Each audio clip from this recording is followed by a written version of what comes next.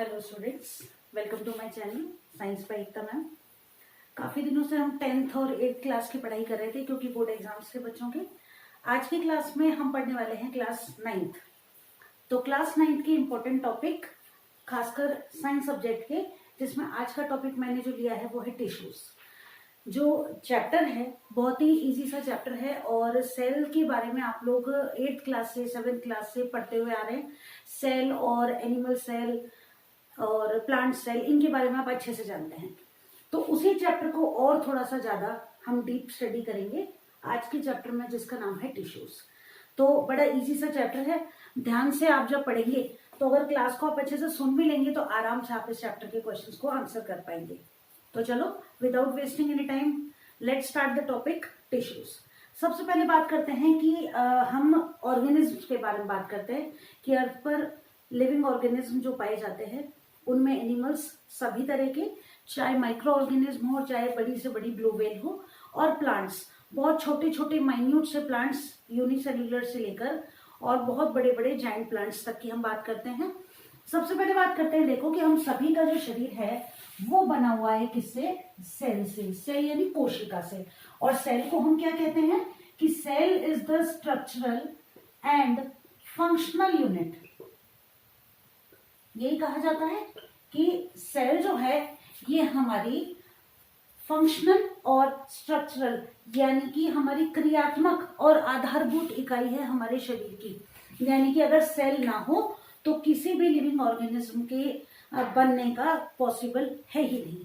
ठीक है, तो ये जो सेल्स हैं वन बाय वन बहुत सारी लाखों करोड़ों अरबों की संख्या में जुड़कर किसी भी ऑर्गेनिज्म की बॉडी को बनाती हैं। लेकिन अब इन सेल के आधार पर जो प्राणी है ना पृथ्वी पर पाए जाने वाले, दो तरह के होते हैं। एक तो होते हैं बच्चों यूनिसेल्युलर। अब हम आ रहे हैं हमारे टॉपिक पर जो कि है टिश्यूज, लेकिन इसके पहले थोड़ा सा सेल्स के बारे में हम जानते हैं। तो यूनिसेल्युलर ऑर्गेनिज्म होते हैं एक तो,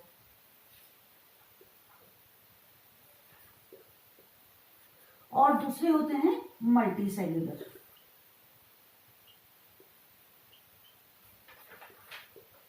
यूनिसेल्युलर यानी कि एक कोशिकीय।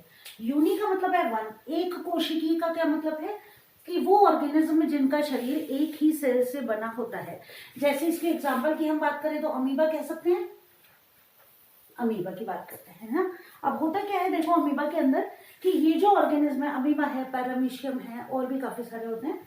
तो अमीबा जो है इसके शरीर की खास बात क्या है कि इसका जो पूरा बॉडी स्ट्रक्चर केवल एक सेल का बना है। बॉडी में होने वाले मतलब कि लिविंग बीइंग को जितने भी फंक्शंस होने चाहिए उसकी बॉडी के अंदर, वो सभी इसके अंदर केवल एक सेल ही कंप्लीट करती है। चाहे रेस्पिरेशन की बात हो, चाहे डाइजेशन हो, चाहे एक्सक्रीशन हो, ठीक है, सभी फंक्शंस केवल एक सेल ही कंप्लीट कर रही है। ये है यूनिसेल्युलर ऑर्गेनिज्म। लेकिन अब बात करें मल्टीसेल्युलर ऑर्गेनिज्म की, तो इनका जो शरीर है वो एक से ज्यादा, अब एक से ज्यादा कोशिका का मतलब ये है कि बहुत सारी लाखों करोड़ों अरबों खरबों की संख्या में, जैसे हम हमारी बात करें तो खरबों की संख्या में सेल्स जो हैं वो मिलकर हमारी पूरी स्ट्रक्चर को बनाती हैं। अब होता क्या है कि यहाँ तो केवल एक सेल है। मान लो हम अमीबा की बात कर रहे हैं, ये हमने अमीबा बना लिया, ये इसका न्यूक्लियस हो गया। अब ये पूरा जो सेल्यूलर स्ट्रक्चर है ये कहीं ना कहीं बाहरी वातावरण के कांटेक्ट में है। लेकिन मल्टी सेल्यूलर ऑर्गेनिज्म के अंदर क्या है कि केवल बाहर वाली सेल, जैसे हम हमारी बात करें तो हमारी केवल स्किन सेल्स जो है वो बाहरी वातावरण के कांटेक्ट में है। बाकी सारे ऑर्गन्स जो हैं वो हमारे स्किन के अंदर, स्किन में भी मसल्स के अंदर स्थित होते हैं, बोन्स के बाहर। तो पूरी सेल्स जो है वो वातावरण के कांटेक्ट में नहीं है, इसलिए हमारे जो सारे फंक्शंस हैं वो केवल एक सेल के द्वारा कंप्लीट हो पाने पॉसिबल नहीं है। और इसीलिए हमारे अंदर एक स्पेसिफिक सिस्टम पाया जाता है जिसे कहा जाता है ऑर्गन सिस्टम। अलग अलग ऑर्गन्स होते हैं जो कि अलग अलग स्पेसिफाइड वर्क्स को करने के लिए केपेबल होते हैं।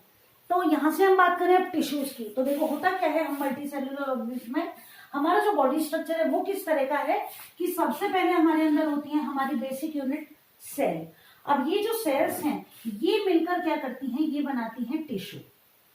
ये टिश्यू जो है ये मिलकर बनाते हैं एक ऑर्गन। ठीक है, ऑर्गन जो है ये मिलकर बनाते हैं organ system.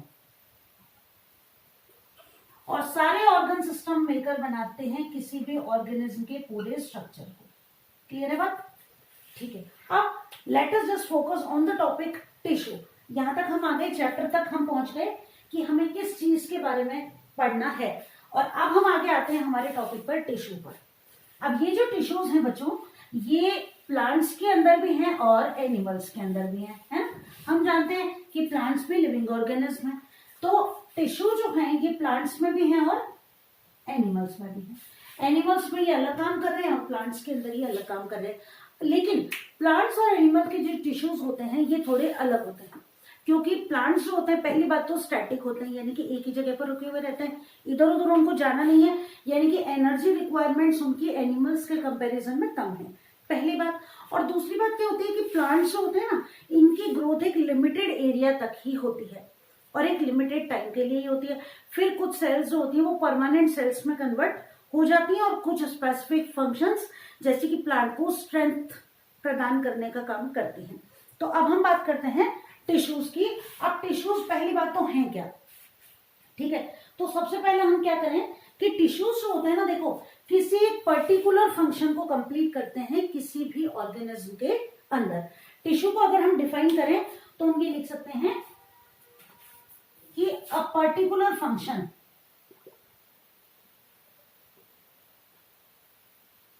is performed by a group of cells. A particular function is performed by a group of cells at a definite place,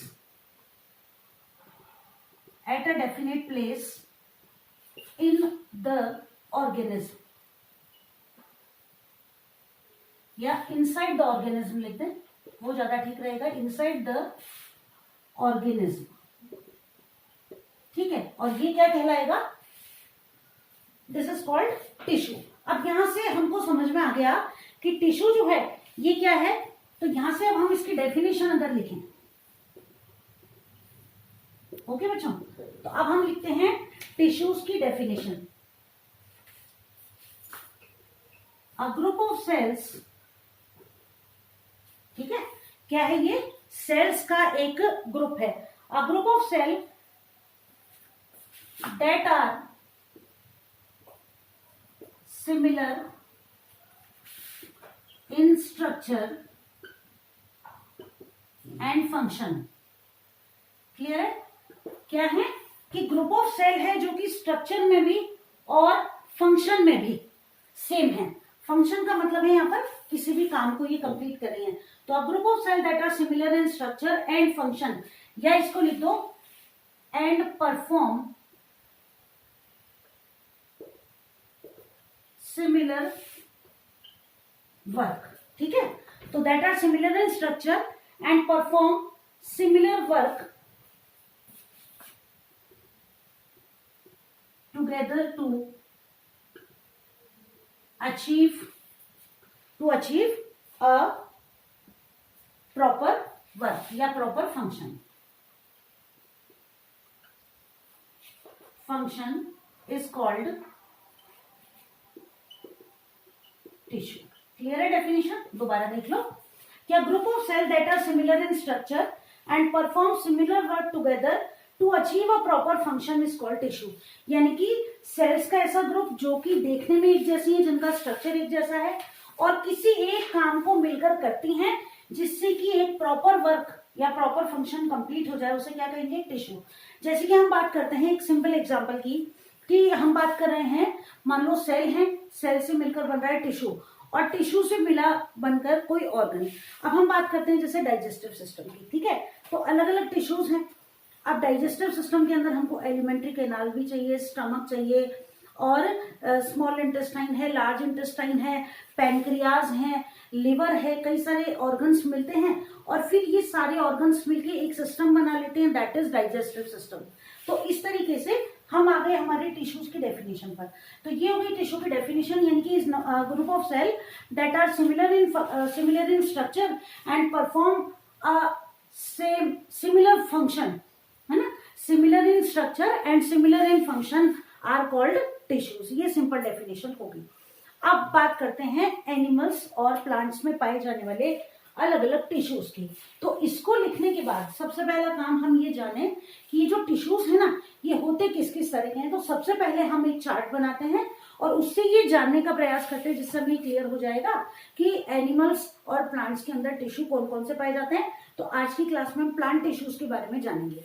okay बच्चों, तो चलो ये नोट कर लिया, चले आगे। और अब हम बनाते हैं प्लांट सेल के अंदर पाए जाने वाले अलग अलग टिश्यूज को। एक कॉपी ले लो और एक चार्ट बना लो, जिससे आपको ये पता चल जाए कि प्लांट्स के अंदर कौन कौन से टिश्यूज पाए जाते हैं।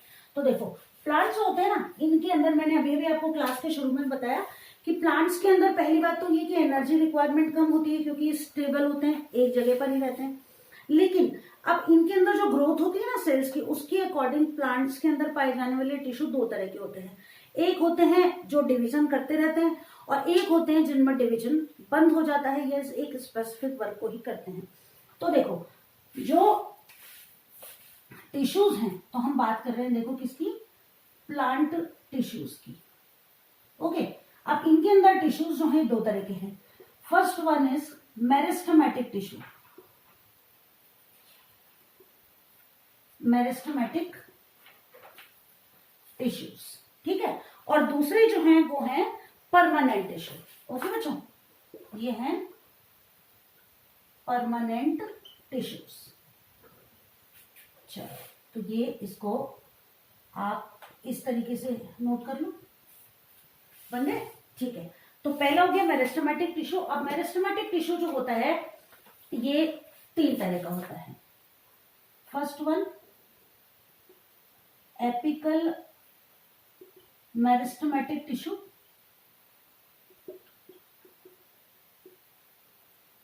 ठीक है, एपिकल हो गया। इंटरकैलरी मेरिस्टेमेटिक टिश्यू, और third one is lateral meristematic tissue, ठीक है बच्चों। तो इनके नाम नोट कर लो, एपिकल, उसके बाद इंटरकैलरी, और third one is lateral meristematic tissue. इनको हम अभी स्टडी करेंगे, इन तीनों के बारे में अभी जानेंगे। ये मेरिस्टेमेटिक टिश्यू, इसका मतलब the cell of this tissues are always divided, यानी कि ये जो सेल है ना, ये लगातार डिवाइड होती रहती है, इनमें डिवीजन कभी खत्म नहीं होता है। तो ये है मेरिस्टेमेटिक टिश्यू, यानी कि ये लगातार डिवाइड होती रहेंगी। The cell of this tissues are always divided, ठीक है। अब हम आते हैं परमानेंट टिश्यू पर।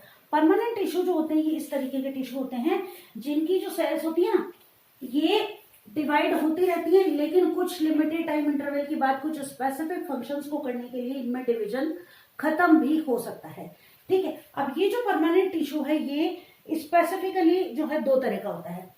पहला होता है, first one is simple permanent tissue, ठीक है, सिंपल, और एक होता है कॉम्प्लेक्स। पहले हम बात करते हैं सिंपल परमानेंट टिश्यू की। ये तीन तरह का होता है, इसका नाम देखो, parenchyma, second one is collenchyma, ठीक है, और third one is sclerenchyma.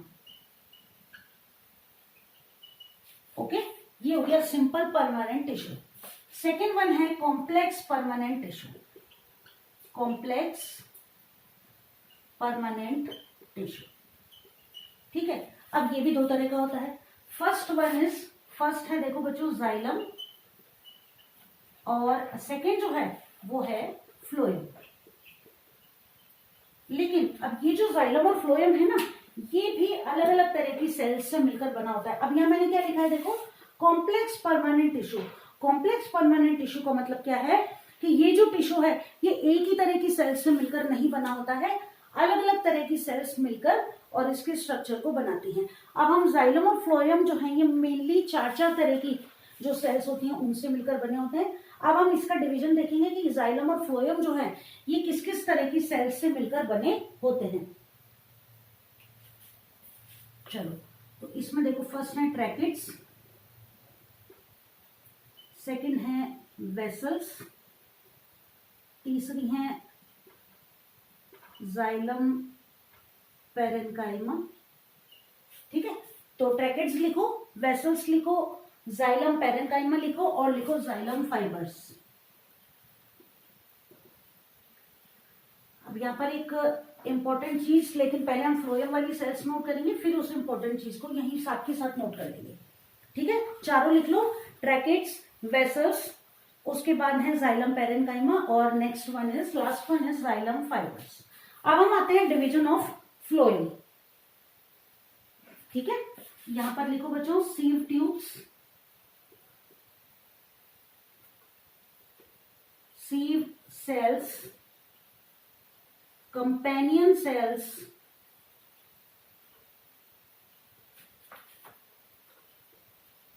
Phloem parenchyma और फ्लोएम फाइबर्स। क्लियर है? ये 5 तरह की सेल्स जिनसे मिलकर ये फ्लोएम का स्ट्रक्चर बना होता है। अब मैंने भी आपको बताया कि एक इंपॉर्टेंट चीज है, हम साथ के साथ नोट करेंगे। देखो यहाँ पर इनमें डिवीजन खत्म हो जाता है, यानी कि कुछ सेल्स लिविंग सेल्स होती हैं और कुछ सेल्स डेड सेल्स भी हो सकती हैं। अब यहाँ पर हम लिविंग और डेड सेल्स को साथ के साथ नोट कर लेंगे। तो क्या करो, एक अलग कलर का पेन ले लो और मेरे साथ नोट करो कि जाइलम के अंदर देखो ये जो सारी सेल्स हैं, है ना, मेनली जो सेल्स होती हैं डेड सेल्स होती हैं, लेकिन जाइलम पैरेन्काइमा की जो सेल्स होती हैं ये लिविंग सेल्स होती हैं। क्या होती हैं? ये लिविंग सेल्स होती है। बाकी ये तीनों लिविंग सेल्स नहीं होती है, मतलब इनके अंदर डिवीजन नहीं हो सकता है, इनमें ही डिवीजन पाया जाता है। क्लियर है? अब यहाँ पर फ्लोएम के अंदर, तो फ्लोएम के अंदर सभी लिविंग सेल्स हैं except only one, that is phloem fibre. ये जो होती हैं ये नॉन लिविंग सेल्स होती हैं। क्लियर हो गया? तो इसमें सभी डेड सेल्स हैं, only one is living cell, that is xylem parenchyma. यहाँ पर सभी लिविंग सेल है, केवल एक ही नॉन लिविंग सेल है, दैट इज फ्लोएम फाइबर्स। तो देखो, अगर नहीं मैं खड़ी थी इसलिए नहीं भी बन पाया, तो इसको जल्दी से बना लो। और ये आपके plant tissue at a glance, मतलब देखते ही आपको, अब ये आपने बना लिया। जब हम इनको सीख जाएंगे तो फिर क्या होगा कि केवल ये पेज आपने खोला और ये ऐसे और ये बस तैयार हो गया आपका। तो बार बार आपको इनको नोट करने की जरूरत नहीं होगी। तो जल्दी से इनको नोट कर लो, कुछ रह रहा है तो, और फिर हम आगे बढ़ते हैं मेरिस्टेमेटिक टिश्यूज की तरफ। सबसे पहले हम जानते हैं कि मेरिस्टेमेटिक टिश्यूज क्या होते हैं और इनके बारे में हमें क्या क्या पढ़ना है, क्या क्या इनके फंक्शंस हैं और ये कहां पर पाए जाते हैं। ओके बच्चों, चले आगे। ठीक है, अब हम बढ़ते हैं मेरिस्टेमेटिक टिश्यूज की तरफ।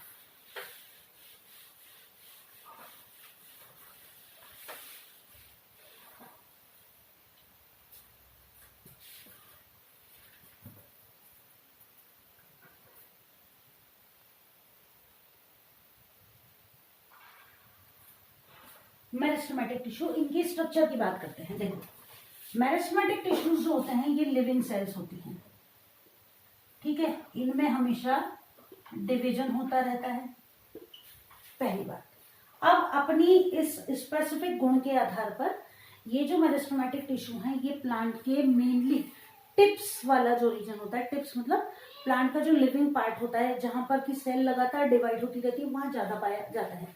अब इनकी स्ट्रक्चर की हम बात करें, देखो तो हम स्ट्रक्चर बनाए अगर मेरिस्टेमेटिक टिश्यू का,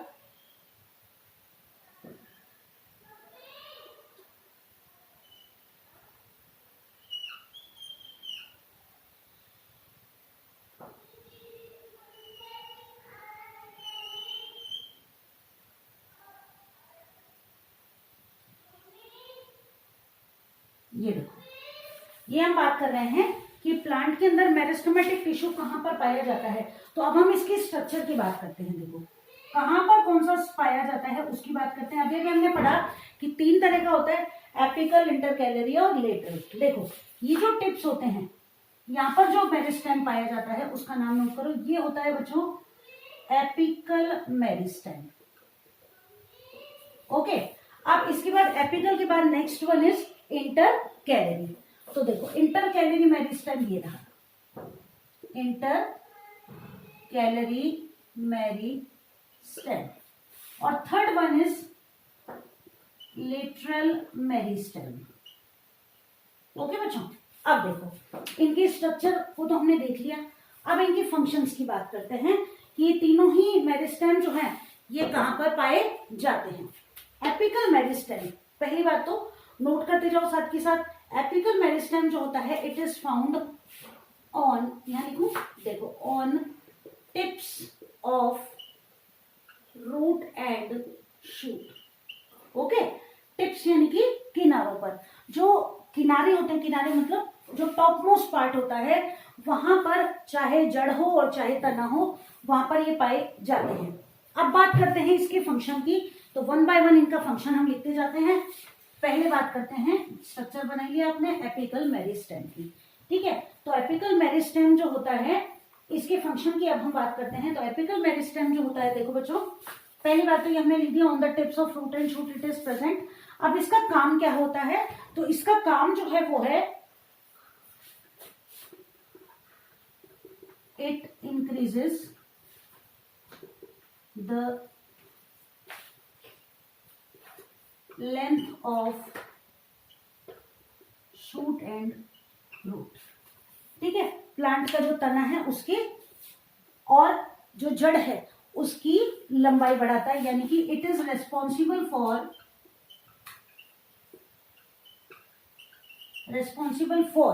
किस चीज के लिए, किस चीज के लिए रेस्पॉन्सिबल हो जाएगा, it is responsible for vertical growth of the plant, vertical growth of the plant, ठीक है।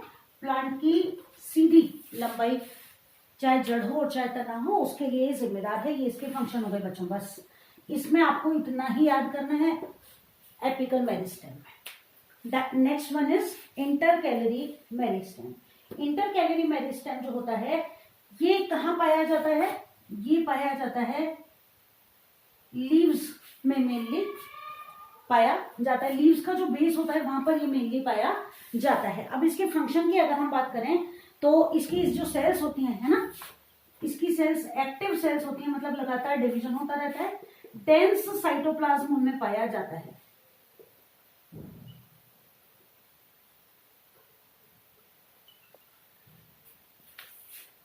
ठीक है, एक्टिव सेल्स होती हैं, डेंस साइटोप्लाज्म इनके अंदर पाया जाता है। और सेल्स के अंदर वैक्यूल्स होती हैं आर एब्सेंट, ठीक है। कोई स्पेसिफिक फंक्शन की बात करें तो इसका भी काम यही है, it increases the vertical growth of plant.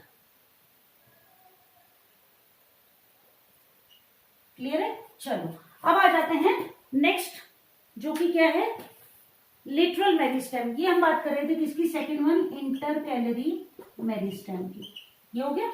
अब third one lateral meristem. Lateral यानी कि पार्श्व, पार्श्व यानी कि जो कि साइड्स में पाया जाएगा। इसका बच्चों एक ही काम होता है। ये पहली बात तो जो लेटरल पार्ट्स होते हैं प्लांट के टिप से दूर वहां पाया जाता है, और इसका एक ही काम है बच्चों, इट इंक्रीजेस द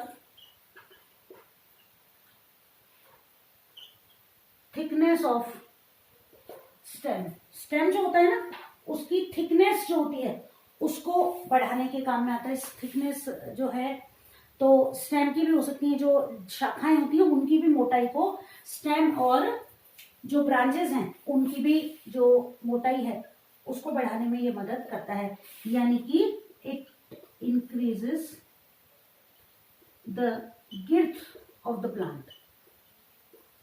गिर्थ का मतलब जानते हो बच्चों, गिर्थ का मतलब होता है घेरा।